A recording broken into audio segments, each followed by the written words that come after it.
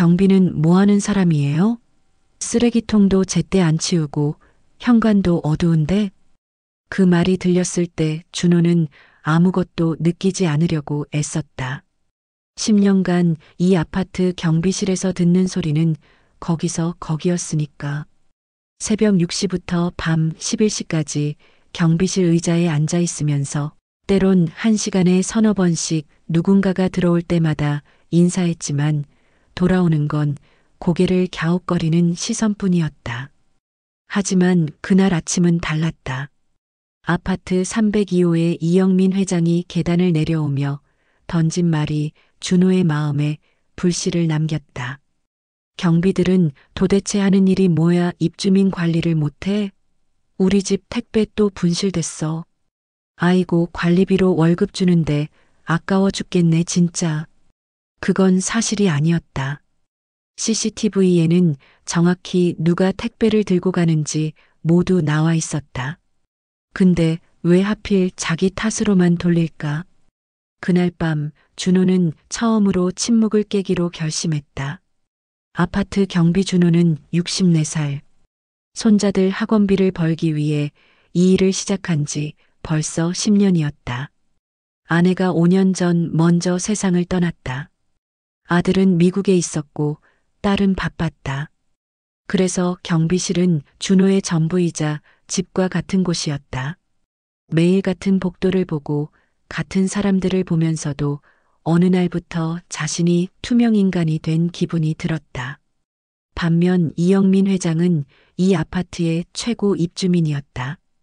대형 건설사 대표로 알려진 그는 302호 그 넓은 펜트하우스에서 부인과 함께 살고 있었다. 그의 아내는 SNS에 명품 핸드백과 휴가 사진을 올리며 돈 자랑을 하며 평소 주변 사람들을 무시하는 걸로 유명했다. 하지만 이 부부에게는 비밀이 있었다. 아무도 모르는 비밀 말이다. 그들 외에 아파트에는 30대 초반의 택배기사 재훈, 아파트 관리사 김 실장, 그리고 준호를 항상 챙겨주던 5층 독거노인 박할머니가 있었다. 박할머니는 준호를 아들처럼 대했고 때론 고마워하며 밥을 나눠주곤 했다. 이들이 이 이야기에 얽혀 있을 줄은 아무도 몰랐다. 택배 분실이 시작되었다. 한 달에 한두 번씩 항상 이영민 회장 집으로 배송되는 물품들이었다. 명품 쇼핑, 해외 직구, 건강 보조제. 그런데 자꾸 분실된다고 했다. 하지만 CCTV를 보면 모든 택배가 제대로 배송되어 있었다. 아파트는 술렁이기 시작했다. 이 회장이 계단 3층에서 보안 시스템이 이따위냐고 큰 소리로 말하는 모습이 목격되었다. 이영민은 경비 준호에게 책임을 물었다. 관리사 김 실장도 위축됐다. 그러다 사건은 심화했다. 어느 날 아침 부인 서연이 경비실에 나타났다. 화장이 진했고 눈가는 좀 부었다. 목에는 해질 정도의 자주색 흔적이 있었다. 경비 아저씨, 좀 조용히 물어볼 게 있는데요. 그녀의 목소리는 떨렸다. 우리 집 보안은 괜찮은가요? 어떤 남자가 몰래 들어올 순 없을까요? 준호는 마주친 그녀의 눈을 봤다.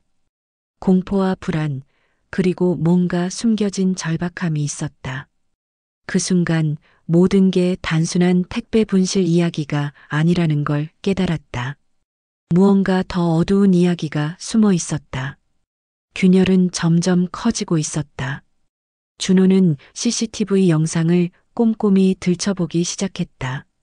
302호에 들고 나는 사람들의 패턴을 추적했다. 그러다 발견했다.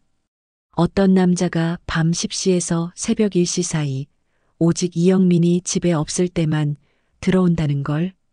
언제나 서연이가 5분 전에 미리 나가 있고 그 남자가 들어갔다가 1시간 후에 나온다는 걸. 그 남자는 바로 택배기사 재훈이었다. 준호는 손이 떨렸다. 이영민이 택배를 받지 못한 걸 의도적으로 몰라준 건가? 아니면 서연과 재훈이 무언가를 숨기고 있는 건가? 그런데 더 충격적인 건 따로 있었다. 준호가 3개월 전 영상을 다시 보다가 발견한 거였다. 그 택배들이 분실된 날들, 모두 이영민이 일요일 골프를 다녀올 때였다. 그리고 그 당시 서연은 항상 혼자 외출했다가 돌아왔다. 택배는 받지 않고 있었던 것처럼 보였다. 혹시 서연이 자기가 직접 택배를 안 받은 걸 남편에게 분실되었다고 거짓말을 한 건 아닐까? 아니, 더 깊게 생각해 보니 이건 간단한 부정행위가 아니었다. 이건 뭔가 큰 계획의 일부였다. 돈이 움직이고 있었다. 신용카드 청구서가 남편 몰래 쌓이고 있었던 거다. 박할머니가 준호를 찾아왔다. 준호야, 너 요즘 뭔가 마음 쓰인 일 있어? 얼굴이 자꾸 어두워 보여. 할머니한테 말해봐. 준호는 처음엔 답하지 않으려 했지만 결국 모든 걸 꺼냈다. CCTV 영상, 서연과 재훈, 그리고 의도적인 사기처럼 보이는 모든 것들 말이다. 박할머니는 고개를 천천히 끄덕였다. 그게 다가 아닐걸? 너 5층에서 며칠 전에 뭘 봤니? 모료 할머니? 이영민 회장이 우리 집에 왔다가 가던데 몇 시간 중에 우리 집 현관에 쪽지를 붙여놨어. 그리고 나한테 쓰레기 이웃이라고 했어. 나한테 말이야. 나는 70년을 살면서 처음 들었어. 누가 남을 무시할 권리까지 있다고 생각하는 게 정말로 신기해. 박할머니의 말은 깊었다. 그리고 준호는 깨달았다. 이건 택배 분실의 문제가 아니라 이영민이라는 인물의 진짜 정체를 드러내는 순간이 될 거라는 걸. 박할머니는 준호에게 단서를 하나 더 줬다. 3층 신문고 옆 서류함, 그리고 아파트 관리 사무실. 거기 몇 개월치 택배 조회 기록이 있을 거야. 너 그거 확인해 봐. 다른 호실들이 분실됐다고 신고한 게 있는지. 준호는 관리사 김 실장에게 물었다. 정말로 302호의 택배만 이렇게 자주 분실되고 있는지, 아니면 다른 호실도 있는지. 김 실장의 얼굴이 굳었다. 왜 물어봐? 준호, 혹시 뭘 알게 됐어? 아니, 그냥 하다 보니 궁금해서. 글쎄, 실은 좀 이상해. 302호 말고도 103호, 305호, 408호에서도 택배가 분실됐다고 신고해 왔어. 근데 조사해 보니 모두 배송 완료 표시가 되어 있었어. 그런데 이영민 회장은 그건 경비가 정말 무능한 거고 나머지 호실들은 내가 실수로 못 받은 것 같다고 했어. 준호의 심장이 철렁했다. 그날 밤 준호는 더 깊게 파고들었다. 택배기사 재훈을 만났다. 너 정말 302호에 몰래 들어갔어? 재훈의 얼굴이 창백해졌다. 그리고 눈물이 났다. 네. 하지만 난 범죄자가 아니에요. 제가 한 건 배송 확인을 일찍 하는 것뿐이었어요. 서연 씨가 자꾸 먼저 돈을 줘야 해서 미리 배송 완료로 표시해 줄 수 없을까 하고 물었거든요. 처음엔 거부했지만 나중에 그분이 자살을 언급하면서 그제야 모든 게 명확해졌다. 서연은 이영민의 눈을 피해 몰래 돈을 빌리고 있었고 재훈은 그녀의 극단적 위협에 협조하다가 업체에서 경고를 받은 것이었다. 그리고 더 충격적인 진실이 하나 더 있었다. 이영민은 알고 있었다. 그의 아내와 재훈의 관계를 말이다. 하지만 아무도 모르는 줄 알면서 아파트 사람들 앞에서 경비인 준호에게만 모든 책임을 뒤집어 씌운 거였다. 준호는 결정을 해야 했다. 그날은 아파트 입주민 모임이 있는 날이었다. 이영민이 보안 시스템 강화와 경비 교육을 의제로 제시했을 때였다. 준호는 회의실 앞에서 이영민을 막아섰다. 회장님, 한마디만 해도 될까요? 뭐? 준호는 태블릿을 켰다. CCTV 영상이 재생됐다. 3개월간의 모든 기록이. 그리고 그 앞에서 입주민들의 한숨이 나왔다.